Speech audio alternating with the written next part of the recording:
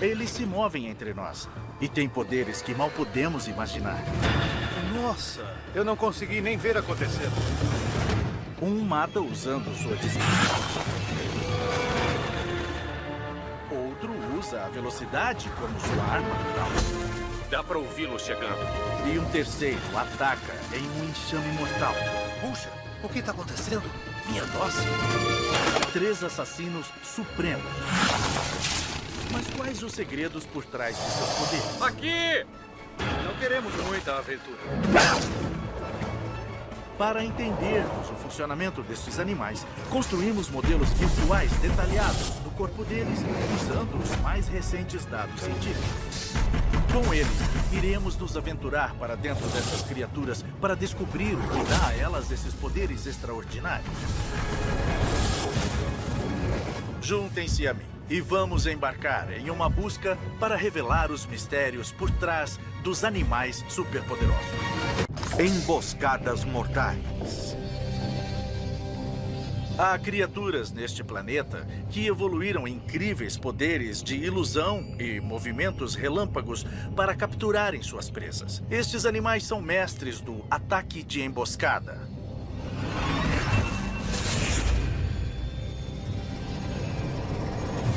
Vejamos o alligator. Este réptil pode parecer pré-histórico, mas as aparências enganam. Ele é uma das criaturas mais biologicamente avançadas do planeta.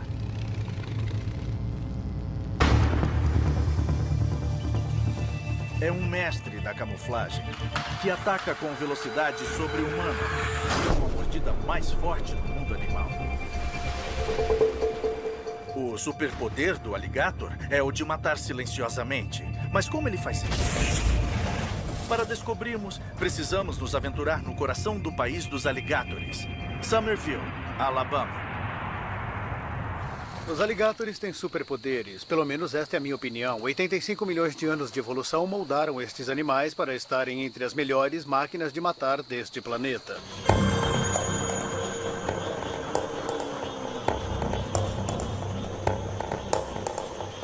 O especialista em alligators, Dr. Greg Erickson, fará 3 ousadas experiências para descobrir os segredos do ataque silencioso dessas criaturas. Ilumine mais à esquerda. O primeiro passo em uma emboscada de sucesso é se esconder. A maior parte do animal fica embaixo d'água. É como se fosse um submarino. Você simplesmente não sabe que eles estão lá e eles também tiram proveito do fato de a água onde eles ficam ser turva, sendo muito difícil pegá-los.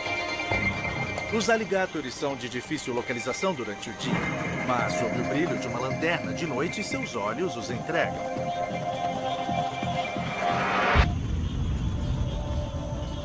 Tem um nadando ali. Juro que vi um submergir. Os alligators se alimentam de peixe. Eles não perseguem suas presas, se escondem e esperam que elas venham até eles. A chave para ser um predador de emboscada é ser silencioso, ser capaz de ficar escondido para chegar perto de sua presa. Estes animais são gigantes feitos para ficarem entre a superfície da água e o fundo. É onde eles ganham a vida.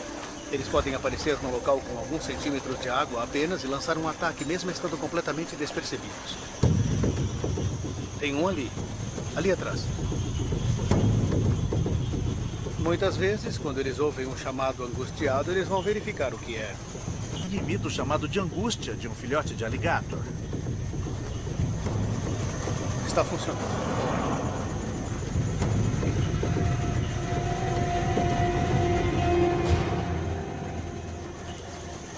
Para onde ele foi? Ele não emergiu. Eles são assim, são animais muito misteriosos. Quando submergem, simplesmente somem. Mesmo de dia, quando fazem isso, quem sabe para onde eles vão.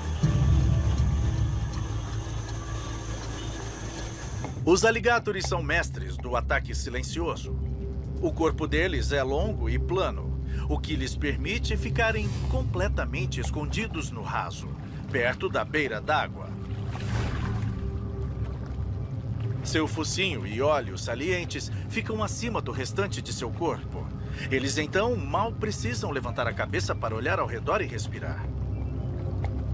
Sob a pele, o alligator é como um submarino. Seus pulmões funcionam como tanques de lastro. Músculos especiais os movem para frente para levantarem a cabeça acima da água e afundá-la novamente para mergulhar. Desta forma, o alligator pode afundar na água sem criar ondulações. Ele consegue segurar sua respiração durante 15 minutos, esperando para lançar um ataque em forma de emboscada.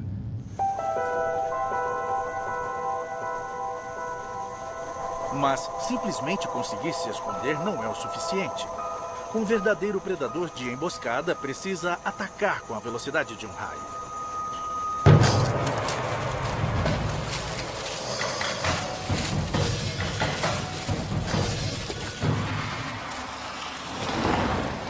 Neste santuário de alligators, seu proprietário, Wes Moore, abriga alguns dos maiores alligators americanos em cativeiro. Tem um aqui e mais 2 ali. Há 2 anos havia 27 alligators aqui com mais de 3 metros. Greg irá utilizar esses alligators em cativeiro para fazer uma série de experimentos. Primeiro, ele quer descobrir a rapidez com que um alligator é capaz de atacar. Ele vai simular um ataque real usando um javali, abatido por um fazendeiro local. Vamos posicionar esse javali como se ele estivesse na água. Vamos fingir que ele estava aqui perto e ia beber água. O alligator, claro, sente o cheiro do javali e o vê também. Então salta para fora da água e o agarra, é isso. Legal. É isso aí. Greg vai medir a velocidade do ataque usando câmeras de super velocidade. Eu estou animado com isso porque acho que com esta câmera vamos conseguir medir a velocidade com que esses animais agarram suas presas. Desde que todos fiquem para trás, porque quando ele vira o javali na água, vai ser cada um por si. É preciso ter cuidado quando se trabalha com crocodilianos. Eles são...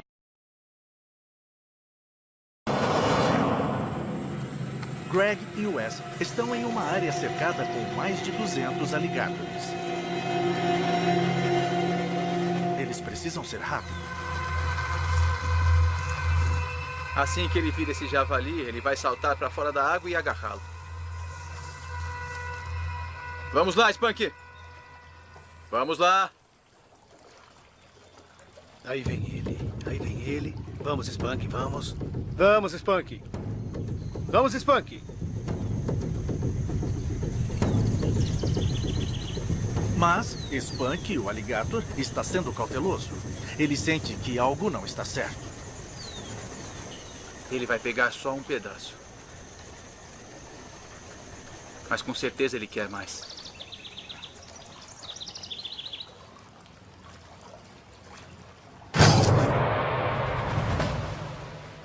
Nossa.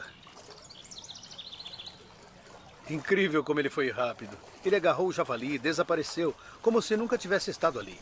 Se eu não soubesse que aquele animal está com o javali na boca, eu não ficaria aqui. As imagens de Greg revelam que o ataque dos alligators é rápido demais para ser acompanhado a olho nu. Puxa, eu nem vi acontecer, nem vi ele agarrar o javali. Só vi o Spunk arrastando ele pela grama e entrando na água. Ele agarrou o animal e de repente estava nadando para longe. Era um javali de 15 quilos e ele o rasgou como se fosse uma boneca de pano. Aquele animal praticamente agarrou o javali e em segundos ele já estava na água. Isso tudo em menos de 1/10 de segundo. Ele o agarrou em menos de meio segundo, entrou na água e desapareceu.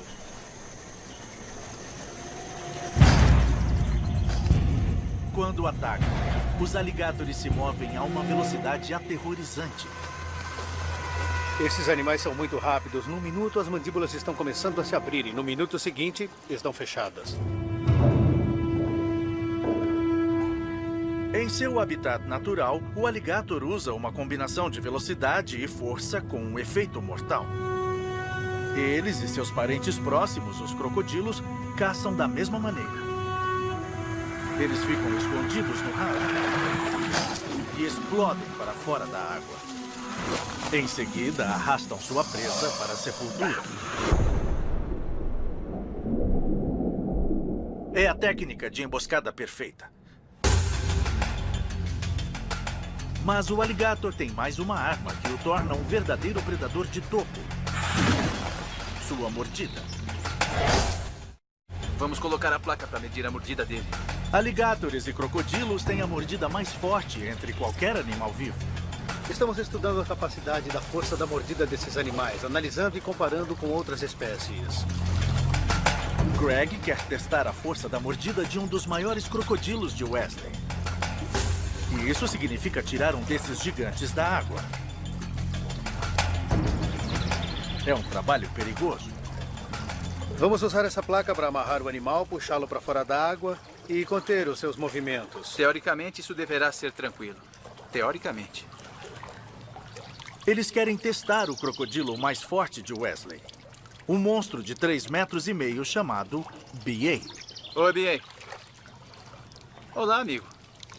B.A. é um alligator malvado e é chamado assim por um motivo específico. É muito rápido. Você sempre deve ficar com o pé atrás quando trabalha com alligators. Sabemos o que estamos fazendo, mas mesmo assim não queremos muita aventura. Acho que eu vou precisar de carne. Vamos começar e sair daqui depressa. Queremos que o focinho dele chegue até a frente da placa, mas não a ultrapasse. Depois alguém vai sentar na cabeça dele, mas antes a cabeça e o quadril vão estar amarrados. E aí estaremos muito bem seguros. Lidar manualmente com grandes alligators é sempre perigoso. Não são apenas as mandíbulas que apresentam perigo. A cauda pode causar sérios danos também. 1, 2 e 3, vai! Vai! Mantenham a corda fora da boca dele. Quer que eu pegue a cauda? Sim, pegue a cauda. Mas tome cuidado, tome muito cuidado.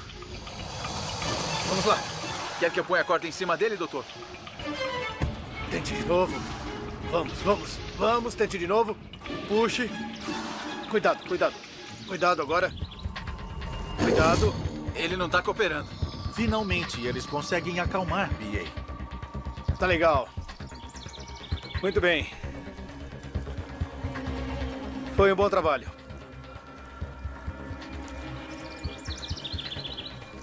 O que achou, doutor?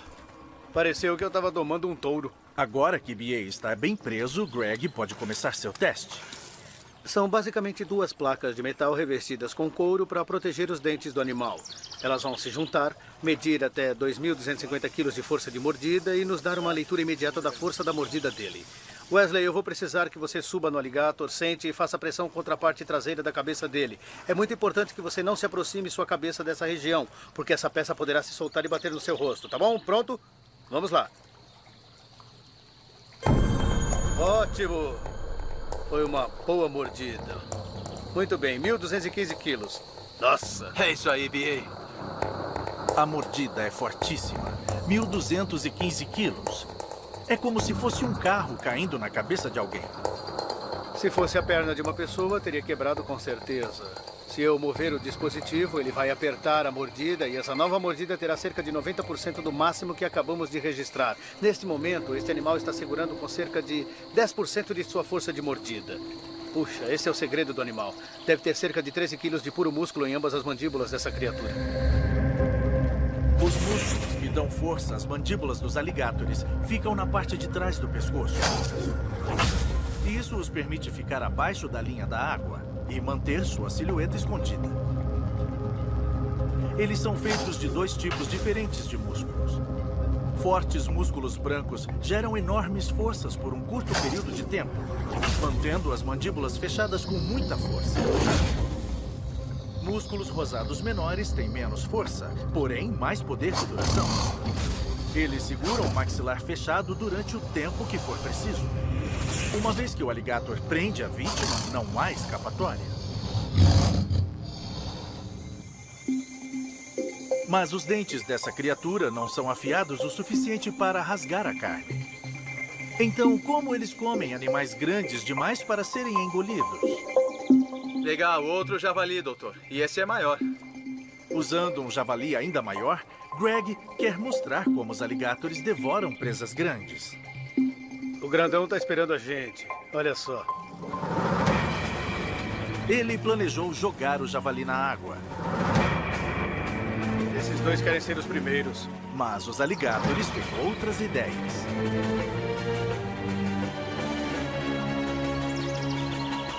Olha, eu não gosto de como ele está posicionando as pernas traseiras. Ele está pronto para saltar. Eu não tenho certeza do que vamos ver aqui. Ele quase pegou a vara. Lá vai. Nossa, que virada, olha só. Cuidado, Wesley. Isso é muito impressionante.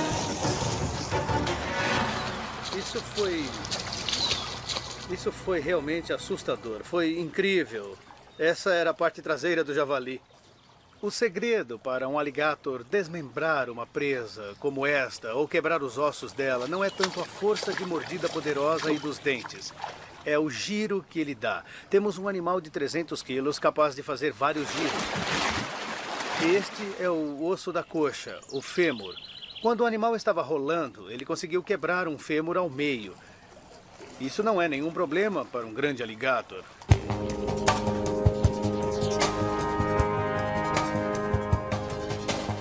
Estes animais são os guardiões das margens dos rios. Eles vêm fazendo isso há 85 milhões de anos. E são muito bons. Eles são extremamente hábeis na água. São animais de grande porte. E ainda assim são incrivelmente furtivos. Depois que abocanham a presa, é fim de jogo, já era. Eles são criaturas realmente incríveis, tão bem-sucedidos em matar hoje quanto eram na época dos dinossauros.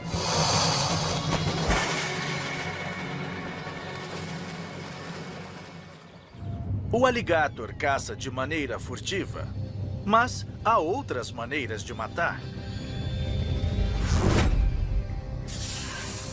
A velocidade pode ser uma arma poderosa. E esta é a criatura mais rápida do planeta.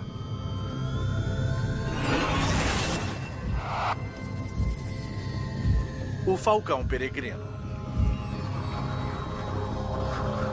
O ataque do peregrino começa bem acima de sua presa. Invisível, ele mergulha do céu a uma velocidade de mais de 300 km por hora. E ataca seu alvo com um único golpe mortal.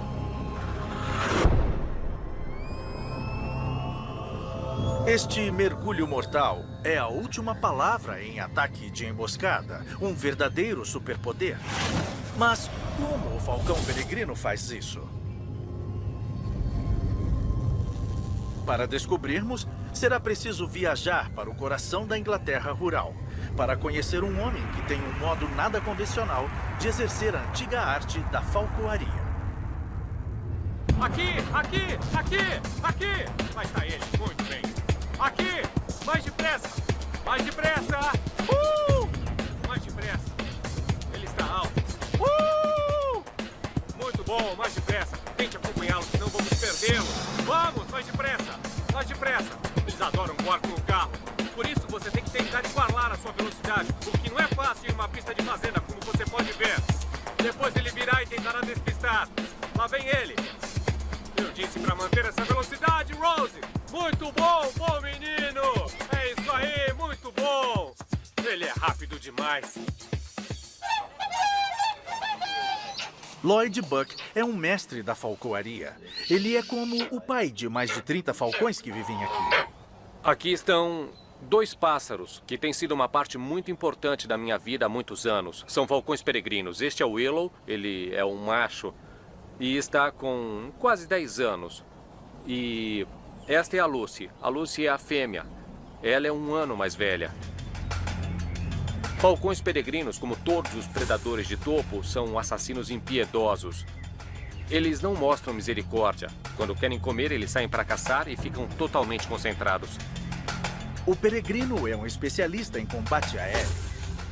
Ele caça aves agarrando-as pelas asas, como patos e pombas. A velocidade é um elemento muito importante da estratégia de caça de um falcão peregrino. Eles evoluíram seu corpo para a rapidez e não foi preciso abrir mão de nada em seu design para isso. Quando mergulham para golpear, esses falcões já matam as presas muitas vezes só com o impacto. A velocidade é o superpoder do peregrino. Mas como ele voa tão rápido? Para descobrir, Lloyd vai tentar 2 experiências incomuns. Primeiro vai observar como o peregrino acelera. Para isso, seu pássaro vai precisar mergulhar de uma grande altura. É muito bom. Estou vendo um flash de luz azul. O cientista Jim Usherwood trouxe um dispositivo de rastreamento militar pequeno o bastante para ser preso às costas do falcão peregrino. Esse dispositivo tem duas peças. Uma fica recebendo as informações de GPS de todos os satélites ao redor, informando a localização e a velocidade da ave. E como o dispositivo também tem unidades de medida de inércia, ele calcula todos os movimentos da ave, ou seja, para cima, para baixo, para os lados e os giros. O aparelho vai ficar no centro do corpo dele. Tudo bem? Ele está pronto. Jim monitora a experiência em terra. 50 metros acima, Lloyd deseja fazer o mesmo. Você vai sentir uma forte tensão nas costas. Quanto mais tensão houver no cabo, mais seguro você vai se sentir. Tudo bem. Já deu? Ei! Ei, Lucy, ei! Não quero você bater nas asas antes da hora. Essa não foi uma ideia muito boa, mocinha. Ela parece ansiosa. Você está sendo muito boazinha. É interessante vir aqui pra cima. Eu nunca tinha vindo aqui antes. A visão é totalmente diferente de quando você está lá embaixo. Acho que é porque eu não estou acostumado com isso. Eu não sou um pássaro. Isso será a nossa presa. Parece uma pomba, mas é a nossa isca. Muito bom, dá para ela ver bem. E ela sabe que quando pegar, vai ganhar uma recompensa. Então, se eu deixar cair... Não demora muito para chegar até o chão. A aceleração aumenta. O objeto está sendo puxado pela força da gravidade. Mas tenho certeza que essa mocinha consegue alcançá-lo. E é essa a ideia dessa experiência. Lloyd vai gravar o mergulho da ave com uma câmera de alta velocidade. Usando essa câmera e o rastreador GPS, ele descobrirá a aceleração do peregrino. Ninguém fez nada parecido com um falcão peregrino antes. Não com este tipo de tecnologia. Por isso vai ser muito interessante ver os resultados.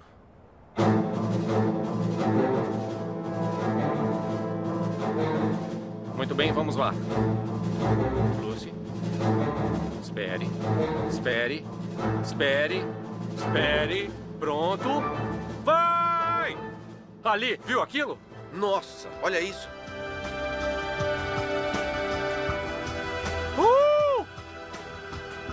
Ela conseguiu. Conseguiu. Conseguiu. Eu não tenho certeza que velocidade ela foi, mas ela conseguiu. O rastreador de Jim grava a posição do peregrino, sua velocidade e aceleração várias vezes por segundo durante a queda. Dá para ver que ela está mergulhando em linha reta. Isso equivale a 22 metros por segundo. E isso é bem rápido, muito mais rápido do que um cão de caça. Eles decolam instantaneamente. O que eu acho incrível é a velocidade com que eles pensam, tomam suas decisões e avaliam a isca antes de atingir o solo. Eles só têm 3 ou 4 segundos e mesmo assim eles conseguem. A imagem em alta velocidade mostra como o peregrino é capaz de acelerar tão rápido. Ele usa suas asas poderosas para mergulhar em direção ao chão. É estranho ver um pássaro tão feliz durante um mergulho. Se você deixasse cair uma ervilha de cima da torre, esta é a rota que ela faria. Mas o falcão despencaria torre abaixo e conseguiria alcançar a isca, o que significa que a ave está fora do alcance da aceleração da gravidade. Ela mal pode esperar para apanhar o objeto à frente dela. Mas e se ela errar? Você tem que confiar muito em suas asas e penas, não é? Claro, senão vai ter uma dor de cabeça. O rastreador de Jim comprova que o peregrino acelera a 1,6 Gs. Isso é mais rápido que a gravidade. Mas para um peregrino, uma torre de 50 metros não é suficientemente elevada para alcançar sua verdadeira velocidade máxima. Essa ainda não foi a velocidade máxima. Ela poderia voar mais rápido se tivesse mais tempo para cair, e para isso vamos precisar de um lugar mais alto.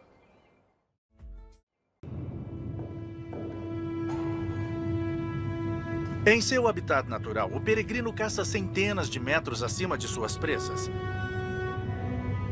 Planando nas correntes térmicas e em correntes de ar, ele usa pouca energia para chegar a tais alturas. Uma vez que vê sua presa, ele acelera usando suas asas. E depois as encolhe e deixa a gravidade fazer o resto do trabalho.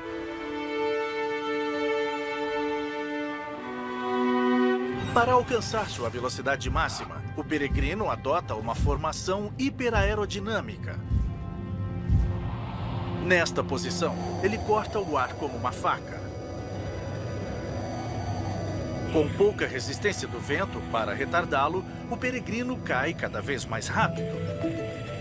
Atingindo velocidades de mais de 300 km por hora, ele ataca sua presa como uma bala em forma de pássaro.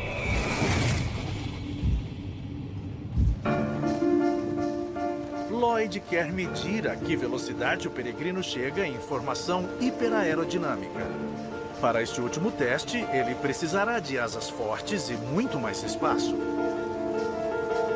A Lucy gosta dessa localização porque este é o ambiente típico de um falcão peregrino.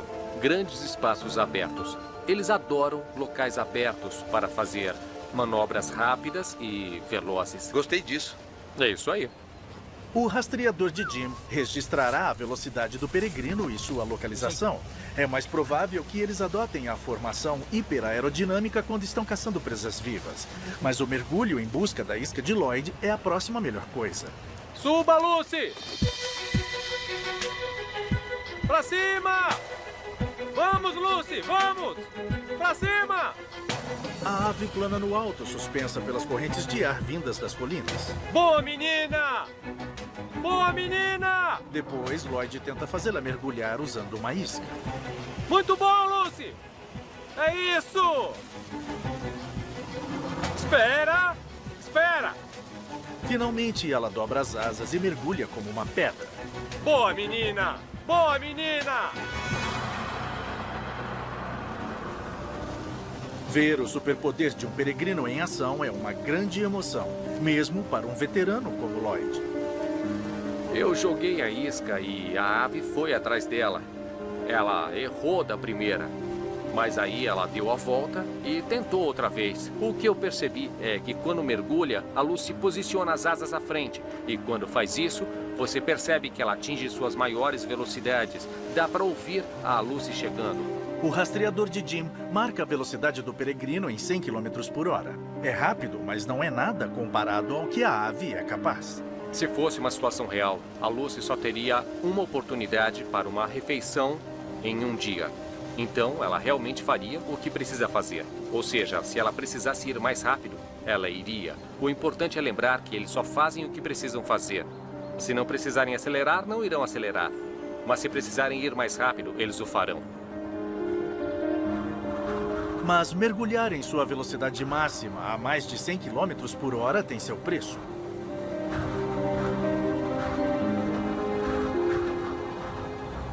O estresse no corpo do peregrino é imenso. Para entender como ele lida com isso, temos de analisar seu corpo mais de perto. Em sua velocidade máxima, só a pressão do vento em si poderia estourar os pulmões do peregrino. Por isso, ele desenvolveu ossos complexos em forma de bastões dentro das narinas. Eles agem como filtros, diminuindo o fluxo de ar para dentro dos pulmões. Para evitar que o vento seque os olhos, o peregrino secreta lágrimas grudentas e grossas que os mantêm úmidos. E uma terceira pálpebra cobrindo o olho age como um limpador de para-brisa, removendo a sujeira. Para refinar seus movimentos em velocidades máximas, o peregrino faz minúsculos ajustes nas penas da cauda, tornando-a letalmente precisa até mesmo a 300 km por hora. O peregrino provou que a velocidade realmente mata. Quando o peregrino diminui a velocidade, é porque há muito mais coisas acontecendo do que você conseguiu perceber, mesmo com o melhor binóculo do mundo. Eu já os vi atrás de um carro, já os vi tomar decisões quando estão no céu, mergulhando em direção à Terra. E sei que, às vezes, só o impacto da energia do golpe mata a sua vítima. Se você quer adrenalina pura e velocidade total, Então você está pensando no peregrino.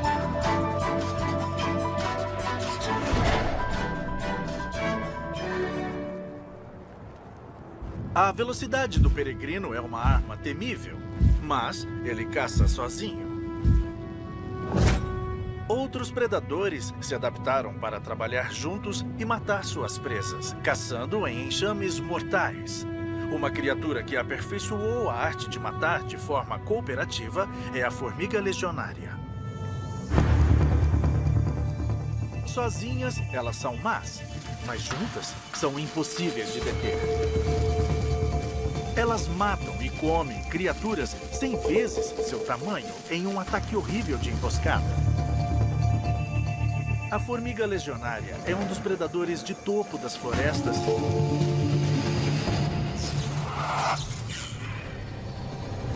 e, no entanto, cada formiga é do tamanho de um grão de arroz e completamente cegas.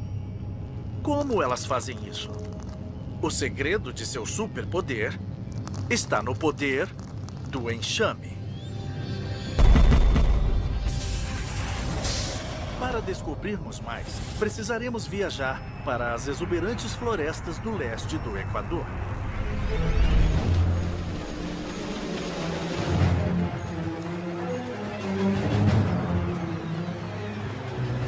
Este habitat está cheio de predadores, animais como onças, águias. Nos rios temos enguias elétricas e arraias. Aqui os animais estão sempre em perigo de serem comidos por outros animais. Um dos predadores de topo da floresta tropical é a formiga legionária. O biólogo Sean O'Donnell está em Yasuni para encontrar e estudar colônias dessas formigas. Ele quer investigar como o poder do enxame transforma esses minúsculos insetos em predadores letais. Multiplicando seu comportamento de centenas de milhares ou mesmo de milhões de minúsculas trabalhadoras juntas e com elas coordenando umas às outras, você acaba tendo um super-organismo essencialmente funcionando como um animal de grande porte varrendo a floresta. Elas são a última palavra em organização social. Elas foram além e essa é uma das coisas que nos atrai e compele a entrar no coração da selva para procurar esse tipo específico de sociedade. É só trabalhando em conjunto que esses soldados minúsculos conseguem aguentar algo acima de seu peso. Para isso, elas têm que se comunicar. Mas como insetos cegos e mudos conversam entre si? Sean inventou, então, um experimento especial para investigar a linguagem das formigas. Ele acha que o segredo está em seu odor. Se você for rápido, normalmente poderá fazer isso sem ser picado. Agora temos um bom número de operárias legionárias neste saco. Vamos misturá-las com aquele solvente e torcer para que isso nos dê uma boa mistura. Aqui nós temos uma coluna muito grossa e forte de formigas, e este é um ótimo lugar para tentar descobrir como elas estão se comunicando. O cheiro da mistura asquerosa de Sean deverá significar algo às outras formigas. Daremos a mistura às formigas e veremos como elas respondem.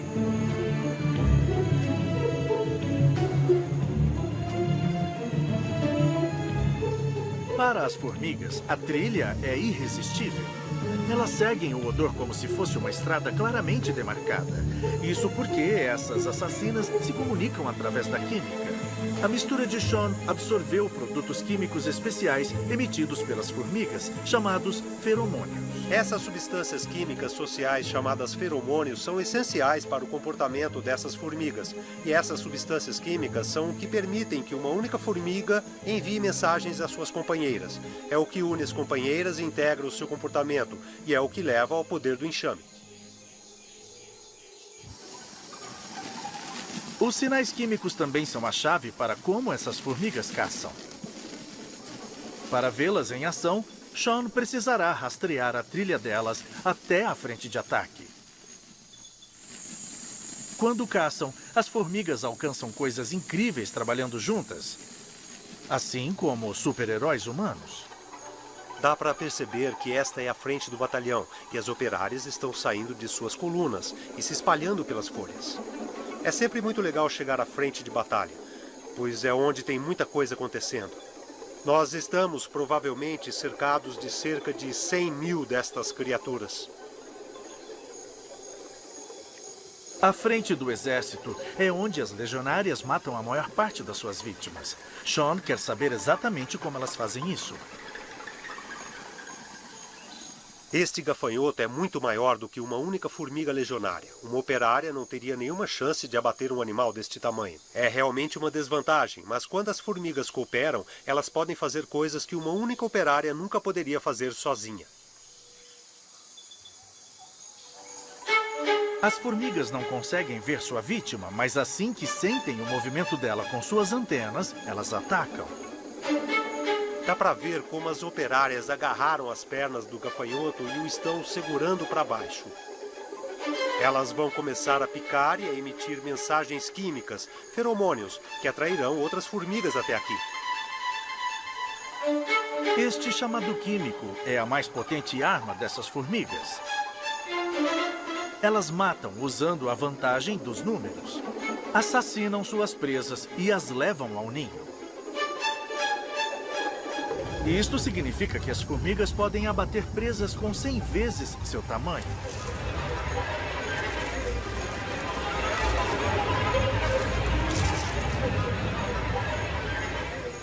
O segredo para esta emboscada mortal é simples. Elas trabalham em conjunto.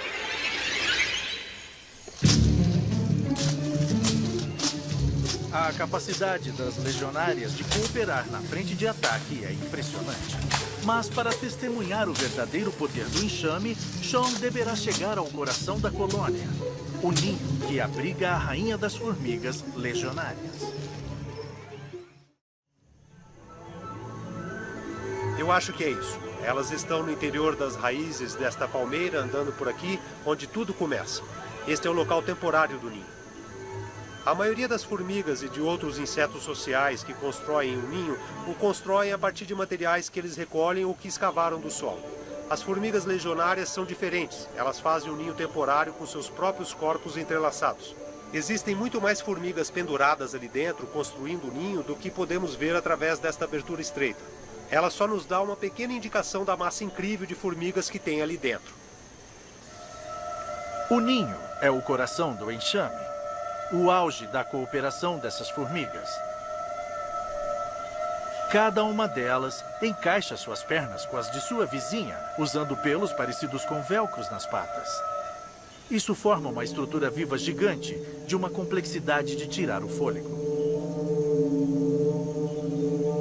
E escondida ali dentro está a rainha. Na colônia das formigas legionárias há uma única rainha. Então essa massa de centenas de milhares ou mesmo milhões de formigas são todas descendentes de uma mãe solteira, que todos os meses bota dezenas de milhares de ovos para manter o tamanho da colônia. Mas embora a rainha seja importante, ela não está no comando. Porque o enxame não precisa de líder. O surpreendente é que não há uma hierarquia, não há chefe aqui. Ninguém é responsável por nada em nenhum sentido. As operárias fazem as coisas por conta própria, estão respondendo às suas próprias informações e ainda de alguma forma esses indivíduos juntos respondem um ao outro de uma maneira tão íntima que há pouca evidência de conflitos. O grupo funciona quase como um enxame perfeito e tem um enorme impacto sobre a ecologia da floresta. Mas como este superorganismo funciona? É impossível avaliar a dimensão e a complexidade de uma colônia de formigas legionárias. Por isso, criamos um modelo preciso usando os registros de campo de seus movimentos.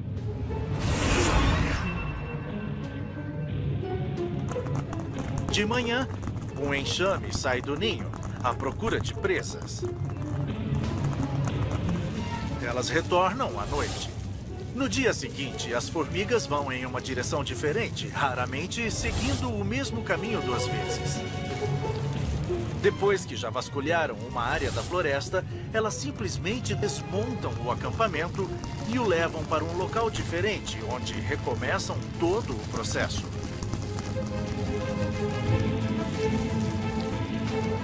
Visto como uma colônia, este superorganismo é um predador terrível. o maior na floresta. É voraz e incrivelmente resistente. E graças ao poder dos números, estas colônias conseguem algo verdadeiramente notável. As operárias são constantemente renovadas e a cada 5 anos é a vez da rainha. Este superorganismo é efetivamente imortal.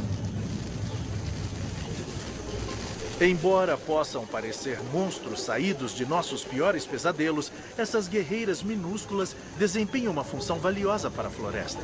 As formigas estão efetivamente aumentando a biodiversidade em longo prazo em vez de diminuí-la. Isso porque, removendo alguns dos principais concorrentes, as formigas estão abrindo oportunidades para outras espécies. Elas até já foram comparadas aos incêndios pouco frequentes que se deslocam através de um sistema que oferece oportunidades para a recolonização e renascimento de outras espécies.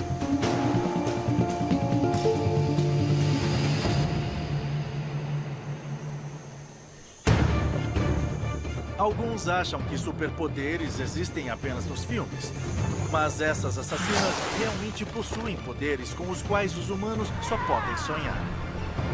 Esses animais são extremamente incríveis. Eles saem da água e emboscam a presa. Acho realmente incrível a velocidade com que eles pensam e com que tomam as suas decisões. Elas alcançaram o status de superpoder através da interação social, comunicação e coordenação tão rápido quanto qualquer outro animal do planeta.